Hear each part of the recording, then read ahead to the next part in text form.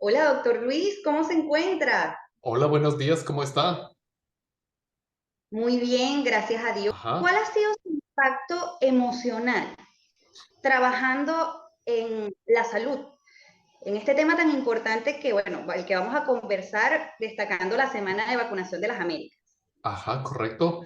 Mire, en diferentes roles alrededor del ámbito sanitario, yo creo que el impacto más positivo es cuando uno se da cuenta de que está cambiando la vida de una persona, potencialmente cambiando la vida de muchísimas personas y dándoles la oportunidad de vivir más tiempo y de vivir con una mejor calidad de vida, más saludables. Yo creo que el momento en que uno se da cuenta de que eso, de alguna manera, uno ha podido contribuir, pues indudablemente eso le llena a uno el espíritu y le hace recobrar, pues, cuál es la misión que tenemos todos, mucho más en el ámbito sanitario, pero a todos los que de una u otra manera comunicamos sobre temas de salud. Doctor, muchísimas gracias por esa confesión. Somos Panamá 24 horas, noticias, actualidad e información para Panamá y el mundo. Yo soy Jack Parada. Bienvenido, doctor Luis Cordero. ¿Cómo se encuentra? Buenos días, señorita Parada. Muy bien, muchísimas gracias y gracias por tenerme aquí con usted. El placer es nuestro.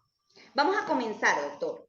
Deseo conocer cuál es el impacto de la vacunación en la salud pública.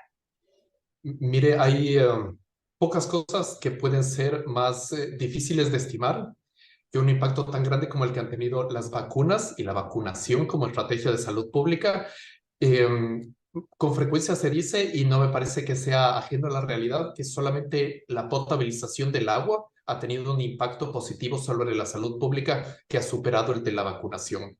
Las vacunas son una estrategia sumamente importante que aunque como individuos con frecuencia las vemos como algo que se nos aplica a nosotros o a nuestros hijos, por ejemplo, son realmente una estrategia de salud pública porque la vacunación es una estrategia que está, digamos, diseñada para proteger a una comunidad, no solamente a un individuo, gracias a lo que se conoce como la generación de una inmunidad colectiva o de rebaño. Es decir, que haya suficientes personas que están vacunadas como para evitar que se produzcan brotes de ciertas enfermedades, que aquellas personas que son más vulnerables por su condición de salud o porque no han podido ser vacunadas, por ejemplo, porque son muy pequeños aún para recibir ciertas vacunas, o porque las vacunas en esa persona específica no brindó una protección tan alta como en otras, pues tengan una muralla, tengan un cerco a su alrededor para evitar estar expuestos a los agentes que causan estas enfermedades. Es una estrategia de salud pública de un impacto inconmensurable. En la actualidad, ¿qué desafíos visualiza para la prevención de enfermedades mediante la vacunación?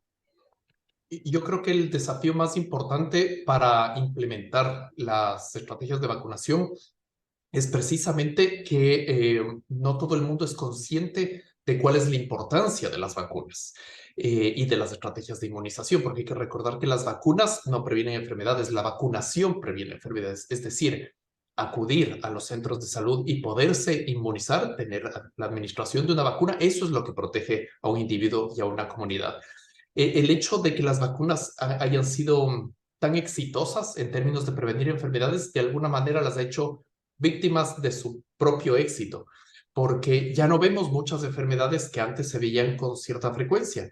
Los médicos jóvenes, y mientras más jóvenes más aún, han estado muy poco expuestos a ver en casos de enfermedades inmunoprevenibles. Un sarampión es prácticamente excepcional, una difteria muchísimo más, y así con muchas otras enfermedades que antes eran bastante comunes en la época de médicos de décadas pasadas.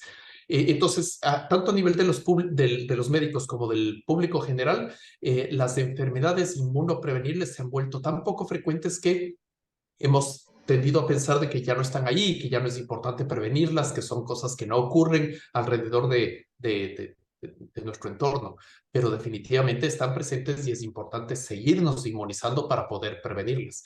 Es por eso que la Organización Panamericana de la Salud, la OPS, justamente en esta semana está celebrando la semana de la inmunización, la semana de vacunación de las Américas, para llevarnos junto a estrategias como, por ejemplo, la comunicación que usted está haciendo, a que la comunidad pueda conocer cuál es la importancia de las vacunas y que tuvimos ya pues un ejemplo muy claro, ¿no es cierto?, con la pandemia que vivimos y que sí, seguimos viviendo aún, de qué es lo que puede ocurrir cuando falta una sola vacuna. Mucho más cuando hay muchas otras vacunas disponibles que son imperantes para la salud colectiva y que tal vez no tenemos suficiente conciencia como para buscarlas y como para que nos sean administradas. Doctor Luis, en cuanto al BPH, ¿puede ilustrarnos en cuanto a su definición y la forma de cómo prevenirlo? Por supuesto que sí. El VPH o el virus del papiloma humano son un conjunto de virus, es decir, de diferentes tipos de este mismo virus o genotipos, también se encontrará como su clasificación o los diferentes tipos que existen, que tienen una característica especial y es que, el número uno, son virus de transmisión sexual y estos virus, por el tipo de material genético que tienen, que es muy similar al de nuestras propias células, necesitan que nuestras células, una vez infectadas por el virus, se dividan, se multipliquen para que el mismo virus pueda replicarse y producir más copias. Esto conlleva que cuando una persona se infecta por el virus del papiloma humano, las células del recubrimiento de diferentes capas de la piel y de las mucosas, de la boca, de los órganos genitales, etcétera, y de la piel, puedan también multiplicarse de una manera anormal. En algunas ocasiones, llevando a la generación de tumores benignos, es decir, tumores que no son cáncer, como las verrugas genitales o verrugas también en el tracto respiratorio superior, y también a la posibilidad de que estos tumores que se generan por la infección sean malignos, es decir, a cáncer. Prevenir el virus del papiloma humano es prevenir el cáncer. Se habla muchísimo del cáncer de cuello uterino porque, en efecto, es un agente sumamente importante. Desde algunas perspectivas se podría decir que es necesario y suficiente para generar cáncer de cuello uterino a la infección por el virus del papiloma humano, pero no es el único cáncer asociado. Hay otros cánceres del aparato genital masculino y femenino que también se asocian a la infección por el virus del VPH y también se puede producir, por ejemplo, cáncer de ano, naturalmente, tanto en mujeres como en hombres. Y es por eso que es tan importante protegernos, inmunizarnos frente al virus del VPH, y también nos lleva a que no solamente se tienen que inmunizar, no solamente se tienen que vacunar las niñas, las mujeres, sino también los varones, porque los varones no solamente somos un agente que puede adquirir el virus y luego contagiarlo a otra persona, sino que nosotros mismos también podemos tener la consecuencia, las enfermedades relacionadas al virus del papiloma humano y pues tener consecuencias severas, sobre todo cuando esto conlleva la génesis de un cáncer. Claro, doctor, y más, tengo una duda, que es ¿Mm? cuando el virus ataca el organismo, pero no se manifiesta en estas verrugas que usted acaba de nombrar. ¿Qué sucede allí, doctor? ¿Qué Es, sucede allí cuando no se manifiesta a través de síntomas? Es muy buena su pregunta, es muy buena y muy importante su pregunta, porque hay muchas infecciones que cuando uno las adquiere son absolutamente evidentes, ¿no es cierto? En general, no siempre, pero en general cuando uno tiene un síndrome gripal, un virus que causa un síndrome como el resfriado común, uno tiene síntomas y uno tiene signos también. El virus del VPH, desde esa perspectiva, se podría decir que es un poco más traicionero, en el sentido de que uno puede estar infectado y en general no va a tener síntomas y no va a tener signos. El momento en que uno tiene un síntoma, es decir, que siente, que percibe algo que está mal o que tiene un signo, es decir, algo que se puede ver, que lo puede evidenciar el médico, pero el paciente o la paciente mismo, es cuando ya hubo una consecuencia, cuando ya hay una verruga o cuando hay una lesión como un cáncer. E incluso ya en una etapa en la que, en el peor de los casos, la infección por el virus puede causar un cáncer, una paciente o un paciente podría no ser consciente de que ese cáncer está ahí, porque el mismo cáncer en las primeras etapas puede ser asintomático.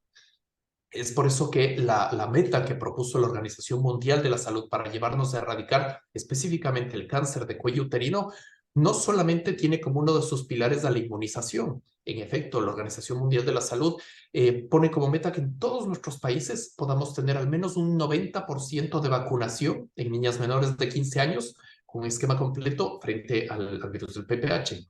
Idealmente también se debe proteger a los varones, como es el caso de Panamá, que tiene un programa de inmunizaciones sumamente robusto y digno de reconocer. Pero también está el hecho de que en el caso de la prevención de las consecuencias del cáncer de cervix, del cáncer de cuello uterino, También el hecho de que una mujer acuda con frecuencia a los controles con su ginecólogo o su ginecóloga para evidenciar si es que no hay lesiones premalignas o si es que no hay presencia del virus. Y si es que hay presencia del virus o si es que hay una lesión premaligna particularmente, pues poder tomar las medidas del caso antes de que esto se convierta en un cáncer. Asimismo, si es que se detecta un cáncer cuando se detecta en una etapa temprana, hay cosas que se pueden hacer para evitar una consecuencia más grave de ese cáncer. Entonces, todos estos son distintos pilares de la estrategia de la Organización Mundial de la Salud, siendo uno de los paradigmas más importantes, pues, tener una vacunación tan universal como sea posible para proteger a toda la comunidad. ¿Quién puede recibir la vacuna, doctor?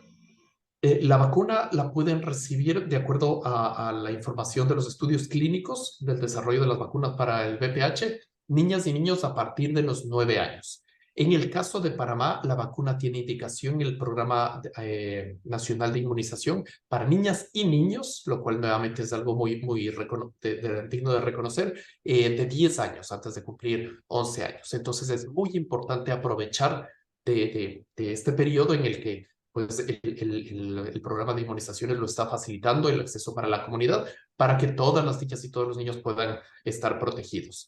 Eh, Fuera de esta indicación específica en el Programa Nacional de Inmunización, cabe mencionar que a partir de los 9 años, tanto en niñas como en niños, uno se puede vacunar. Si es que un adolescente mayor a 9 años o a 10 años, o un adulto, incluso una mujer adulta o un hombre adulto, no se han inmunizado, pueden inmunizarse y pueden prevenir contagiarse de aquellos tipos del virus a los que no hayan estado expuestos en el pasado y también disminuir su probabilidad de tener una consecuencia. Como padres, ¿cómo podemos hablar de nuestros hijos? Yo creo que hablar de VPH es hablar de sexualidad. Yo creo que es muy importante que la sexualidad no sea un tabú. Es difícil hablar de sexualidad, pero es sumamente importante porque si tiene un costo, digamos, emocional hablar de sexualidad con los hijos, sobre todo con los hijos cuando son relativamente pequeños, uno los considera pequeños toda la vida, es muchísimo mayor el costo de no hablar con ellos de sexualidad, porque no solamente está el riesgo de un embarazo a una edad muy temprana, sino también el riesgo de múltiples enfermedades de transmisión sexual. Y hablar de sexualidad también es hablar de prevención de estas enfermedades, de las cuales el VPH es una de ellas, pero hay muchas otras que se tienen que prevenir. Y los métodos que sirven para prevenir efectivamente unas enfermedades de transmisión sexual no necesariamente son universales para todas las enfermedades de transmisión sexual. Por ejemplo, el uso del preservativo, del condón, es muy importante y puede prevenir múltiples enfermedades de transmisión sexual, pero no es lo único que se puede hacer, lo único que se debe hacer, porque en el caso concreto que estamos hablando del VPH, el preservativo no evita por completo la transmisión del virus, ya que este virus puede infectar la zona alrededor de los genitales. Como le había mencionado, uno de los cánceres que se asocian a la infección por el VPH es el cáncer de ano. Entonces, no se puede confiar enteramente en la protección que puede dar el preservativo para prevenir esta infección. Afortunadamente, tenemos una vacuna que es suficientemente estudiada como para ser seguramente administrada y que puede ayudarnos junto con otras estrategias para minimizar esa carga de enfermedad que pueden enfrentar los que ahora son niños y niñas a futuro cuando sean adolescentes y cuando sean adultos. Doctor, para finalizar, ¿cuáles son sus recomendaciones? En teoría, deseo conocer cuál es la facultad que puede tener la enfermedad cuando ya la persona tiene el contagio, cuando ya la persona tiene el VPH. ¿Qué usted puede, un mensaje para estas personas que están ya experimentando esta situación tan horrible? Mire, qué importante es su pregunta. Idealmente, la vacunación debería ser implementada con un esquema completo antes de que uno inicie su vida sexual activa. Pero incluso las personas que ya iniciaron su vida sexual activa, nuevamente son susceptibles y pueden ser meritorio el hecho de que se inmunicen. Pero incluso una persona que ya ha tenido las consecuencias de la infección por el virus del VPH podría, a más de manejar ese problema concreto, ¿no es cierto? Esa verruga o esa lesión premaligna o ese cáncer, podría también inmunizarse porque nuevamente hay varios tipos del VPH.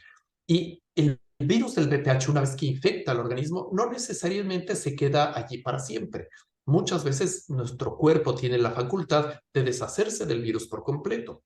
Entonces existe la posibilidad de que una persona tenga una verruga genital porque no logró deshacerse de ese virus específico, o un tumor maligno porque no se logró deshacer de ese virus específico y tuvo la consecuencia de esa infección, pero no necesariamente está expuesta y está infectada por todos los demás tipos de este virus, los demás genotipos del VPH. Entonces, inmunizarse, nuevamente aquí también puede tener un valor importante incluso para estas personas. Pero yo creo que más ampliamente lo que todos debemos hacer, tengamos o no las consecuencias de una enfermedad inmunoprevenible, es informarnos, no confiar necesariamente en lo que nos dicen en la comunidad, personas que quizá no han tenido suficiente entrenamiento o experiencia, ¿no es cierto?, para emitir recomendaciones, sino acudir al médico, ir al profesional de la salud y manifestarle las dudas. Tengo dudas si es que debería o no inmunizarme frente a tal o cual enfermedad, qué más puedo hacer, cómo puedo aconsejar a mis hijos y pues por supuesto confiar en los profesionales sanitarios para que ellos puedan ayudar a proveer ese cuidado y a velar por la salud de nuestros seres queridos. Doctor, muchísimas gracias por su participación en la entrevista. Honestamente, considero muy importante este tema, hablarlo, crear conciencia, conversarlo, comunicarnos. Esa es la manera de decirle que no va a entrar acá. Así que muchísimas gracias. Recuerden, Panamá 24 horas. Conectamos a la audiencia con la noticia. Combatimos la desinformación. Me despido. Bye, bye.